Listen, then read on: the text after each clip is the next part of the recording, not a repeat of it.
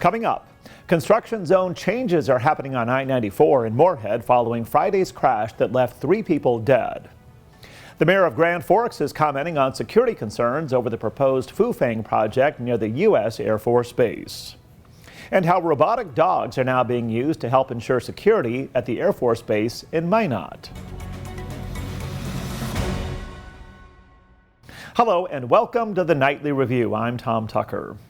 We begin with a look at tonight's headlines, then a one-on-one conversation with Cass County Sheriff Jesse Jahner, talking about tonight's active shooter training exercise taking place at Northern Cass School.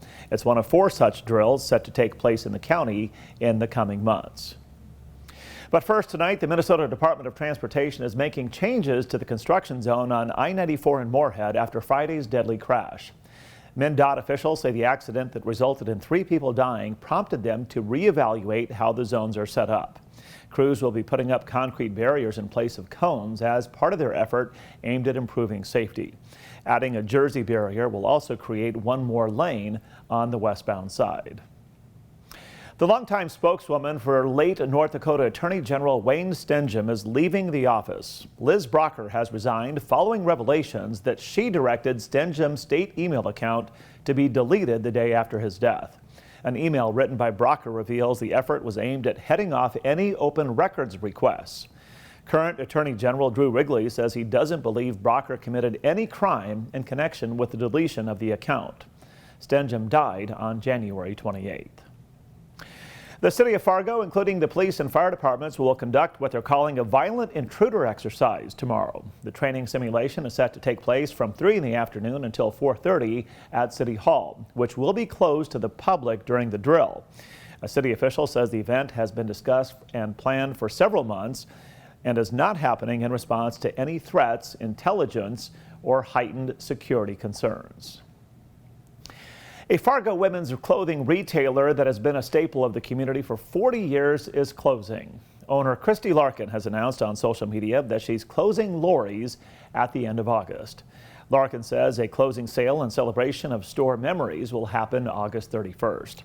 No word yet on why she's closing the store. An iconic mural in downtown Fargo is set to be replaced. The Fargo postcard in Roberts Alley behind Daly's Market and the Roberts Common parking garage is set to be refreshed with a new design at the end of July. The mural has been in place since September of 2018. The design resulted in actual postcards being made for purchase. There's no details yet on what the updated mural will look like. Grand Forks Mayor Brandon Bochenski is talking about potential security concerns associated with a proposed Chinese-owned and operated corn processing plant set to be built near the U.S. Air Force Base in Grand Forks. Bochenski says concerns about the Fufeng group having ownership of the operation can be compared to another Chinese-owned business venture in the city. The base is the biggest piece that I worry about. Interestingly enough, we've already got a major aircraft manufacturing facility in Grand Forks, Cirrus Aircraft, which is owned by the Chinese government. It's been here for more than a decade, and it's closer to the base than this plant would be. So there is some experience with the base and some experience with the city in kind of dealing with that and having to keep an eye on it. It hasn't been a concern, at least since I've been in office. While speaking on the Jay Thomas Show on WDAY Radio, Mayor Bochenski said the Federal Committee on Foreign Investment in the United States is reviewing the Fufeng wet corn mill project. We're told the effort is aimed at determining whether the project represents a national security risk.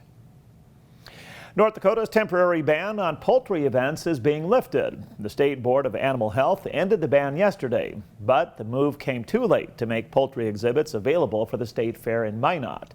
The Animal Health Board canceled all poultry and bird shows, public sales, swaps, and exhibitions back in March to help limit the spread of avian influenza. We're told the national bird virus outbreak is now waning. A group of North Dakota political organizers may face criminal charges after a failed ballot measure petition effort. The Secretary of State says the petition for a ballot measure to enact term limits had some signatures that were likely forged and says the campaign provided paid bonuses for people collecting signatures. The Bureau of Criminal Investigation is looking now into the allegations. Ward County officials will determine whether to bring any charges. Robotic dogs are now at work at Minot Air Force Base. Officials announced the addition of Chappie and Adam to the base today. The Minot Daily News said the robot dogs are a first for all units at the Air Force Base. The robots can run, walk, kneel, go up and down stairs, and even bark. We're told they'll be used for security and to assess hazardous materials incidents. A new study ranks the best and worst states for teen drivers, and unfortunately, North Dakota ranks near the bottom. The personal finance website Wallet Hub ranked the Peace Garden state 5th worst for teen drivers. The study takes into account 23 key metrics, including number of teen driver fatalities, the average cost of car repairs, and the presence of impaired driving. North Dakota finished near the bottom in several categories, including tied for most teen DUIs per capita. Well, thanks for choosing the Nightly Review to stay on top of what is happening in the FM Metro and the surrounding region. If you haven't done so already, please take a moment to support our efforts by subscribing and hitting the bell button below. Weather-wise, some relief today with cooler temperatures and occasionally windy conditions across the Red River Valley. Meteorologist Justin Storm is in the Skywatch Weather Center with a look at what we can expect for tomorrow.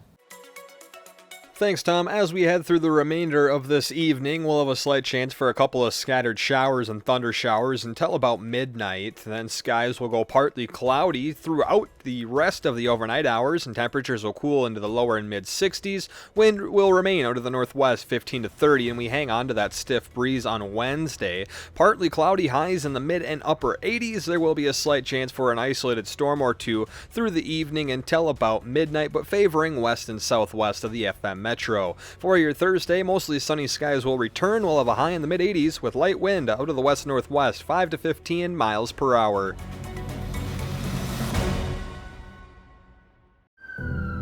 It could happen to you or someone you love. One moment, one diagnosis can change everything. Thankfully, there's a program that helps caring people uplift families through a crisis. Lend a Hand Up, raising financial help and hope through community benefits and online campaigns. A program that boosts generosity so gifts go further. Lend a Hand Up helps you help your neighbors. Learn more and give at lendahandup.org.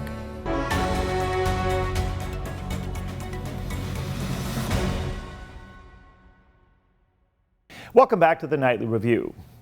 The topic for tonight's one-on-one conversation is the importance of training for active shooter situations. It's happening tonight at Northern Cass School. Cass County Sheriff Jesse Jahner says a goal of the event is to emphasize cooperation and coordination among law enforcement officers, rural fire departments, and EMS personnel in the event of a shooting in our area. I asked the sheriff to talk about tonight's training. Starting tonight, actually, we've secured some grant funding through DHS, and we're going to be doing 4 different active shooter scenarios out in the county. So tonight we're doing one at Northern Cass. We have one upcoming at Maple Valley, which is in Tower City, one in Kindred, and then one in Castleton. And the whole goal of that is to partner or work with our rural fire and EMS in an active shooter response capacity. And so we know from our research and a lot of debriefs of these situations that a number of individuals are dying in these incidents from the time that they're contacted by the shooter until we can get them medical attention. Because if the scene isn't safe, medical personnel is not going to go in and treat them, right? So we're working on, number one, law enforcement getting in there as soon as possible, wherever that situation is or that incident is occurring, and stopping that threat. And then immediately working with our rural fire and EMS to start extracting victims out to a casualty collection point where they can be triaged and medically, medical attention can be given to them, and they can be prioritized for medical treatment at a hospital. And so the whole goal of it is to really work with our rural fire and EMS and get on the same page with them, see what type of resources they have available as far as equipment, see what equipment needs we might need going in or moving into the future, and how we can better respond to these incidents. I asked Sheriff Jahner to go into more detail in terms of what is happening during these active shooter training drills. Yeah, most certainly. So the training that we're doing tonight at Northern Cass, it goes from 6 p.m. till 8:30 p.m. And what we're looking to do is really work together, partner with our rural fire and EMS. So typically what we do is we'll get to in this case, Northern Cass, where we're conducting the operation. and we'll do the first part will be a PowerPoint presentation. And the whole goal of that is to get everyone on the same page, to understand what resources everyone has, what they bring to the table, what their capabilities are, and then going over what the roles and responsibility of each group would be, what it's going to be of law enforcement, what their role and responsibility is, what the role and responsibility of fire is in these types of situations, and then also rural EMS. And then in the back hour of that 2.5-hour training session, we put together a scenario where we actually have victims in the school. We'll have a shooter in there, and they'll be the victims will be doctored up to show that they have certain injuries, and we'll put everything together into play, and we'll see how it plays out. We'll see how all the entities work together, and where maybe some of the shortcomings are, what some things that we do well, and then in the end we'll do a debrief and just see what we can do better next time, and just kind of build off of that. And I'm kind of hoping that we can do these maybe every year or every other year and just kind of build off of them each year. But it'll really help us identify where we might be lacking in some training resources, and help us put those things together so that in the future we can respond if we need to one of these situations and be more efficient. I'd like to thank Cass County Sheriff Jesse Jahner for joining me for tonight's one-on-one conversation about the training event happening tonight at Northern Cass School. Jahner also commented briefly on how law enforcement officers handled the deadly shooting at the school in Uvalde, Texas, and he simply called the response there unacceptable. Sheriff Jahner will talk more about the Uvalde shooting and the topic of improving school security tomorrow night in part 2 of our conversation. Well, that will do it for this Tuesday night, July 19th, 2022. I'm Tom Tucker. Thanks for watching the Nightly Review.